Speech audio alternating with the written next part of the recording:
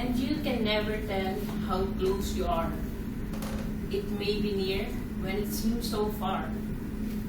So stick to the fight when your heart is hit. It's when things seem wrong that you must not be.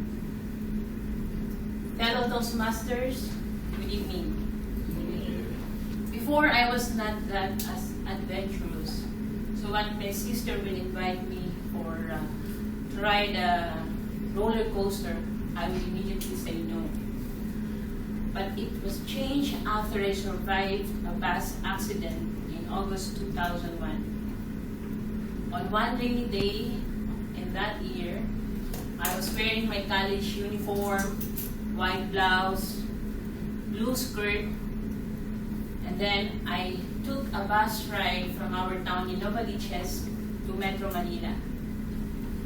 Since the trip will take 2 hours, I decided to spend my whole trip reading my notes in my management subject.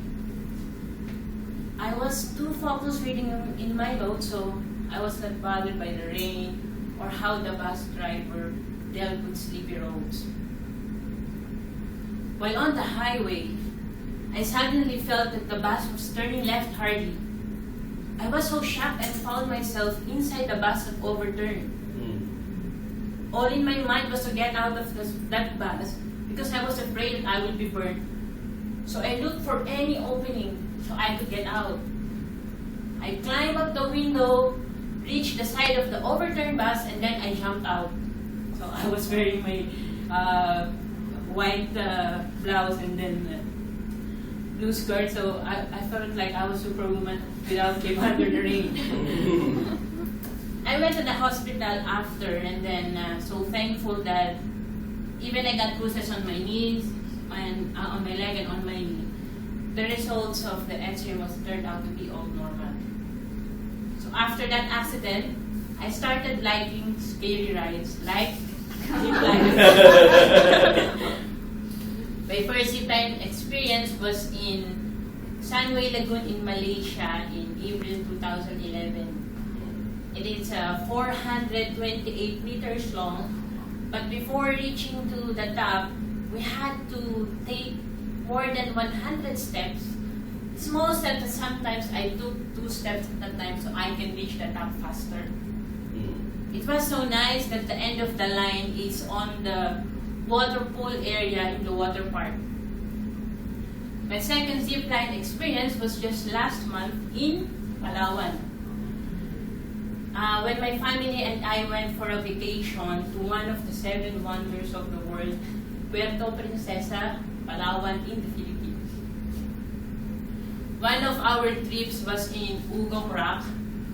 Ugong in English it means sound, as the rock will create sound if you tap it. Ugong. So the rock stands 75 feet high, 380 meters long, so quite shorter from the first experience.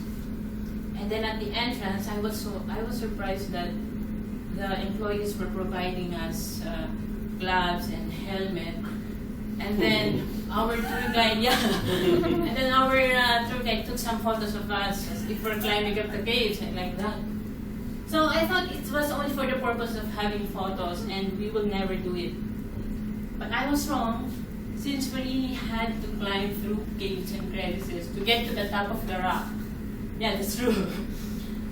And then, the most exciting part and the last part of before reaching the top, we had to do spelunking. Spelunking is like there's a rope and then you will reach the top. So I watched my sister first. The employees assisted her with the spelunker gears, and then when she was ready, the spelunking began. While I was watching her, and because before that we were swimming a few hours before going to Ugong Rock. So I thought of quitting and just go back and wait in the car with my other family members who didn't want to try zip lining. But since I already passed through several caves and crevices, I decided to finish it. So one foot on the right stone, left foot on the other, hands on the rope, and then climb up. And there, the top of Ugong Rock waiting with a beautiful scenery. Rice fields, green trees, blue sky. When my turn to do the zip line, I forgot all the tiredness and just enjoyed the beautiful view.